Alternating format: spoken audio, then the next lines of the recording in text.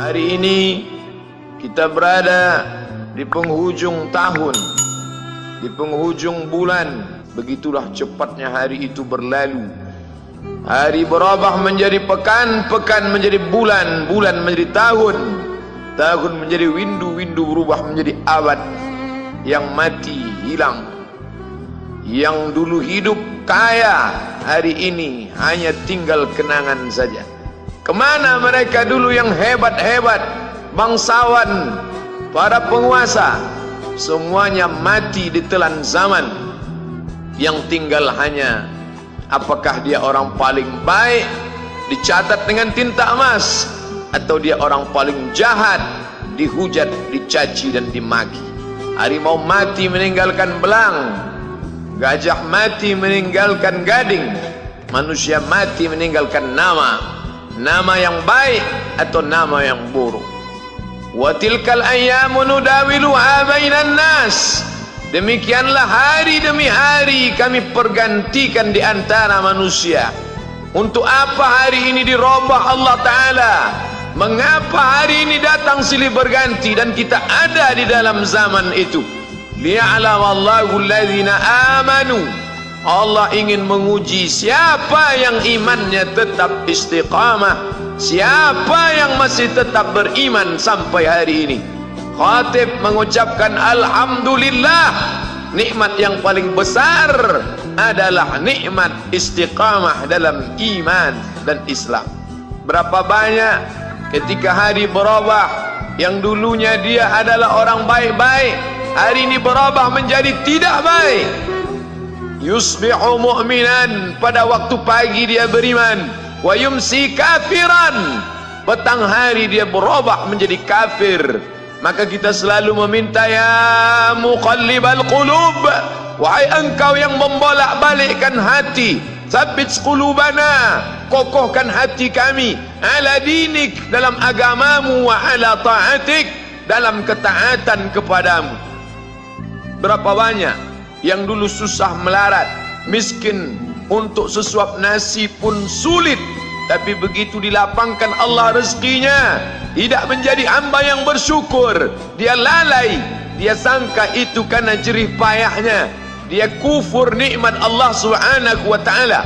Tapi siang hari ini alhamdulillah, ada hamba yang disehatkan Allah, dia tetap bersyukur. Ada hamba yang ditingkatkan Allah rezekinya, dia tetap bersyukur. Ada hamba yang dinaikkan Allah kuasanya, dia tetap bersyukur.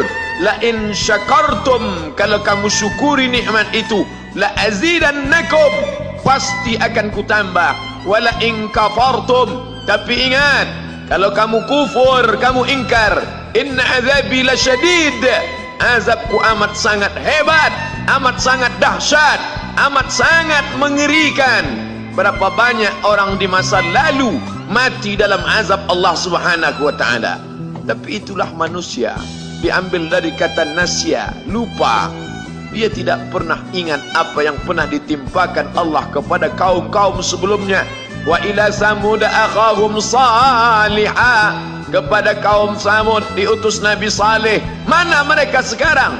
Punah, musnah, tidak ada lagi di atas muka bumi Allah. Wa ila madyana akhahum syuaiba, kepada kaum Madian diutus Nabi Syuaib. Mana mereka sekarang?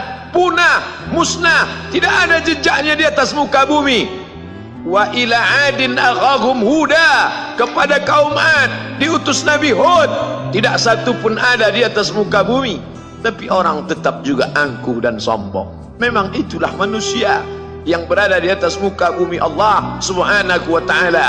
Maka orang-orang yang baik tidak pernah berhenti mengajak kepada kebaikan. Umat ini dikatakan baik bukan karena banyak ibadahnya. Umat ini dikatakan baik bukan karena dia pergi bolak-balik ke kota Makkah Al-Mukarramah untuk haji dan umrah. Allah puji umat ini, kuntum khaira ummah, kalian umat terbaik. Kapan? Bila umat ini disebut umat terbaik? Ta'muruna bil ma'ruf, ketika engkau sanggup mengingatkan saudaramu dalam kebaikan. Pagi ingatkan tentang siang, siang ingatkan tentang petang, petang ingatkan tentang malam, malam ingatkan bahwa esok pagi kita tetap berbuat baik. Wa tanhauna 'anil munkar, larang mereka dari perbuatan mungkar. Maka hari-hari yang sudah kita lewati di masa yang lalu, sanggupkah akan pulang kembali? Pepatah Arab mengatakan lan tarji'al ayyamul lati madat, yang lalu tak dapat terulang kembali. Apakah semua itu berlalu begitu saja? Tidak ada yang percuma, tidak ada yang gratis, tidak ada yang sia-sia. Semua akan diminta pertanggungjawaban di hadapan Allah Subhanahu wa ta'ala. Sejak kita tegak di atas muka bumi ini, sejak kita diberikan nafas, diberikan hidup, diberikan nyawa, maka sejak itu kita ditanya, apa khalaqnakum abatha? Apakah kalian kami ciptakan sia-sia? Apakah kami sangka? Apakah kamu semua menduga bahwa kami menciptakan kamu lalu kamu tidak akan kembali menghadap kami? Semua akan diminta pertanggungjawaban di hadapan Allah Subhanahu wa ta'ala. Tidak ada kata yang dapat terucap dari lidah orang beriman selain ucapan astaghfirullahalazim. Ampunkan segala dosaku di masa yang lalu. Aku lalai dan lupa ya Allah. Kami termasuk orang-orang yang menghilangkan usia kami ya Allah. Kami tak tahu ke mana umur kami selama ini. Berapa jam untuk perbuatan dosa, berapa untuk perbuatan maksiat. Padahal ketika tiba masanya, kami semua akan menghadapmu, dan pada saat itu semua akan dihitung menit demi detik, detik semuanya. Tidak ada yang lepas daripada pengawasan. Inna alaikum lahafizin, bersama kamu ada malaikat hafazah kiraman mulia, katibin mencatat, ya'lamuna ma taf'alun, dia tahu semua yang kamu lakukan. Betapa waktu-waktu yang lalu itu tak dapat kita tebus dengan apapun selain kita perbaiki di masa yang akan datang. Tingkatkan kualitas salat berjamaah, tingkatkan membaca Al-Quran.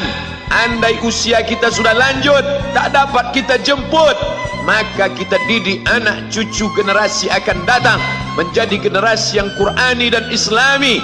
Sab'atun yudhilluhumullah, ada 7 di antara yang dapat naungan Allah. Yauma la dhilla illa dhilluh, hari itu tidak ada naungan kecuali naungan Allah Subhanahu wa ta'ala. Di antara yang mendapat naungan itu adalah syabun, anak muda, nasya'at fi ibadatillah, anak muda yang tumbuh beribadah kepada Allah Subhanahu wa ta'ala.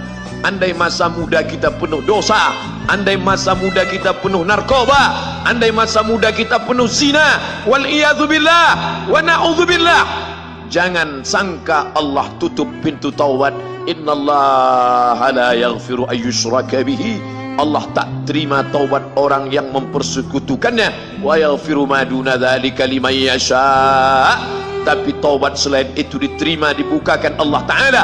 Mari perbaiki anak menantu, cucu, kawan, sahabat, andai talat, ajak ke jalan Allah Subhanahu wa ta'ala.